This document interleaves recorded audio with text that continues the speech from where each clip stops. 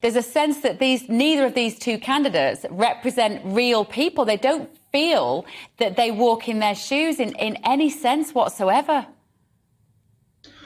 Yeah, that's true. I think that sometimes the danger of that in itself can be slightly overstated for Conservative politicians. I mean, you only need to look at Boris Johnson. He never pretended to be a man who was like everybody else. And yet, electorally speaking, that didn't do him any harm. I think that's really dangerous when, someone like Rishi Sunak is very wealthy and is then seen to be pursuing policies which don't put him on the side of ordinary people, because then it turns, they think it's because he's incredibly rich. So it's going to be an incredibly tricky for whoever wins this leadership contest. It does look like it will be Liz Truss, because the cost of living crisis is going to have to be priority number one. There's a huge sort of number of crises that are all intersecting and happening at once, and there simply isn't an awful lot of money. And Liz Truss especially, we had one of the people you were speaking to in Manchester talking about the tax cuts she wants. There's simply not money for those tax cuts. So the question she has to answer is, at the time when inflation is eating away at budgets, when there's huge pressure on the NHS, when public sector workers want wage rises,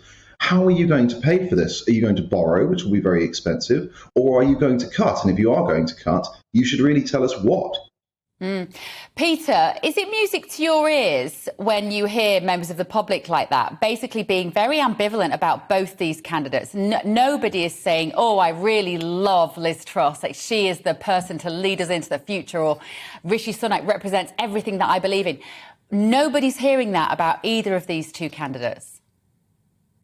They're not, that's right. But it shouldn't be music to Labour's ears, because anyone would want British people to be happy, healthy, and be able to afford to put food on their table and get public transport, which are fairly basic fundamental rights. But I think that there's a broader benefit for Labour in the fact that Rishi Sunak and Liz Truss have been so unsparingly rude about each other all summer. But to go to your other point and Henry's point about being out of touch and so on, like I personally feel Rishi Sunak is very out of touch, and that was typified by his photo opportunity, where I think he was trying to put petrol in an electric car, and they hadn't really spelt this out a few months back. But Labour has to be cautious, because remember, Labour not that long ago made a lot of attacks on George Osborne and David Cameron, not just for being out of touch, but also for being personally quite well off. And Labour still went on to lose the 2015 election. So I think maybe what your clip shows is actually people want solutions